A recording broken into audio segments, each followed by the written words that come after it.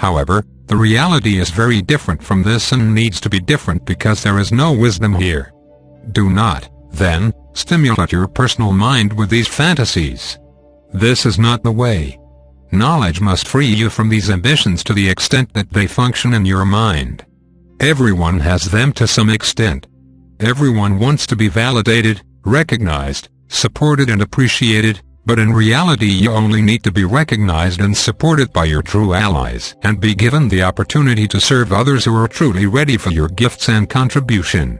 That is as great a blessing and acknowledgement as you could imagine. There will be no deception here. There will be no betrayal. There will be no usurpation or manipulation. What you give will be received and will be passed on to others. And your gift will resonate through many people and through many relationships. As the source of your gift is beyond you, your giving should not give you personal recognition. Can you claim that your purpose is your own creation? Can you claim that your gift, your skill or your role are yours alone? How can you say this when life has prepared you, guided you and made it possible for you to have a purpose, to realize your purpose, to have allies to share your purpose and to have recipients to whom you give your purpose? Avoid self-glorification. Avoid recognition. Knowledge does not want these for you. Wisdom will restrain you. Let yourself be restrained. Knowledge will protect you, preserve you and enable you to cultivate and develop your strength and abilities without the interference and invasion of people who cannot or will not share these with you. Let life set you apart so that you may return to life with a greater ability and a greater understanding. Let knowledge take you away from your own goals and ambitions and from your own need for self-validation and bring you back with a greater wisdom and understanding. Avoid talking too much. If you talk too much, you expend your energy and you disseminate your ideas mindlessly. Let wisdom germinate within you. Do not go tell everyone about what is happening within you. Let the pressure build. Let your capacity grow. Let yourself digest the truth rather than try to pass it on to everyone. Let yourself experience the meaning and depth of the insights that come to you rather than rushing off to tell your friend, "Oh, I had this insight. It was so wonderful." Exercise restraint, for you will need a great deal of restraint. We cannot tell you how much restraint will save you from difficulty and tribulation. Do not let your need for self-validation overtake you here. Hold things within yourself. Let them grow. Those things that are not valuable will disappear. And those things that are valuable will slowly grow. Wisdom is slowly grown. It must grow within you, and you must be very careful with whom you share it. Your experience will demonstrate exactly what we are saying, for you will say things to certain people who cannot or will not receive them. You will share things you are excited about with people who cannot experience them. You will offer new things to people who cannot relate to them. This will throw you back upon yourself. Do not criticize others. They are not the problem. Your lack of discretion is the problem. You could not discern the appropriate place to share yourself, and you paid a price for it. This teaches you to come back to yourself and to hold within yourself the gift which is growing there. Knowledge is very discreet with you.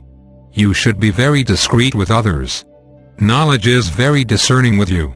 You can learn to be discerning with others. Great things are the result of a long germination process within the individual. People are eager to share because they want self-validation. They want somebody else to tell them that they are wonderful and that they are doing the right thing.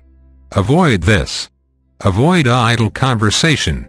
Avoid talking about spiritual ideas and great things with people who cannot receive them and with people you are not meant to communicate with. Next, avoid gossip. Avoid discussing other people's lives.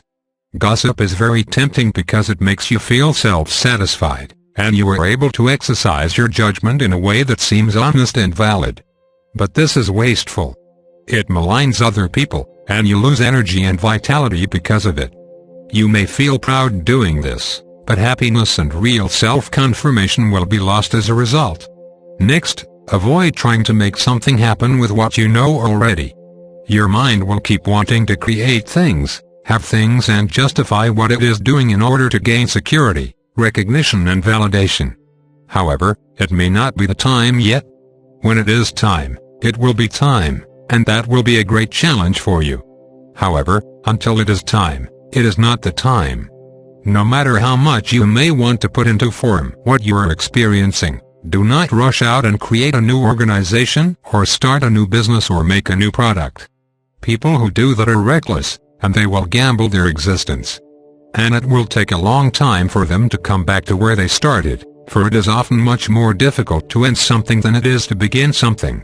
Any relationship can be started, but it can be hard to finish it, whether it is a relationship with a person, with an organization, or with something you have created in the world. Do not begin anything that does not have a greater promise. How will you know? Because knowledge is with you. If you cannot gain access to knowledge in this situation because you have too much desire or ambition, or are too confused, then go to your ally for verification. Is this the right thing to do? You will ask. I am thinking of this. I want this. This looks good to me. Should I do this? Do not go to your friends, and do not go to your casual relationships, for they may all get interested in your idea because they cannot yet respond with knowledge. Do not take a chance on this. Go to your allies. In many situations, you will not be able to gain access to knowledge because you are governed by your preferences, or you are too afraid or too concerned for yourself. That is okay. Go to your allies. Every important decision you make should be verified. That is a protection for you. It is a safeguard. You need this. Accept it. Avoid going into life saying, I am going to have what I want, no matter what. That is the stupidest decision you could ever make. It is blind. It is arrogant. It is ignorant. It denies your relationships, and it casts you out alone. Life is full of people doing that, and, as a result, life is full of calamities. Avoid that. Let knowledge grow slowly within you. Let change come naturally. Do not slow it down, and do not speed it up. Do not say to yourself, well, I am doing something spiritual now. I have to become a spiritual person, a spiritual merchant, or a spiritual teacher, someone who sells products and services. I want to make my living out of this. Avoid that. Knowledge will remain silent, deaf to such proclamations. You may feel these compulsions only occasionally, or you may feel them continuously, but stay with what you're doing. Don't make a change unless change is vital. And when change is vital, seek verification.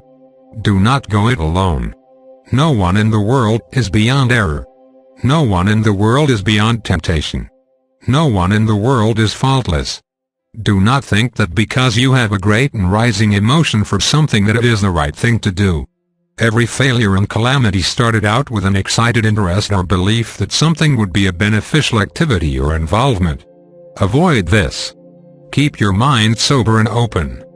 Do not get into romance about your spirituality. You don't even know what it is yet. However, it is in you, and it is guiding and balancing your life. It is slowly freeing you from all the bonds that have held you to the past and that you now need to outgrow and to leave behind. Next, avoid the need to understand everything. Real understanding comes later. Prior to this, people create an understanding because they want to feel self-assured. They don't want to look stupid to themselves or to other people. They want to have everything fully explained and explainable. They want to have everything justified and justifiable. They want to make everything look good and upright. They want to win approval. However, the understanding that they create here is so partial, so personally motivated, and so false and unreliable that it can only break down in the face of real life. Here you do not want to create anything you will have to undo, to learn anything you will have to unlearn, or to associate with anyone that you will have to disassociate from later. Let your mind be free. Let the puzzle of your life be in little pieces. Let it come together in little groups of pieces. Do not fill it all in with your own ideas and ambitions.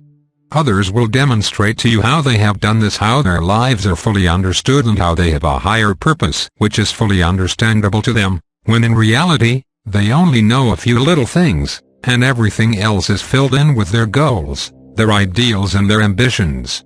And what they have is something that is completely unreliable and not in keeping with the movement of life. Become simple.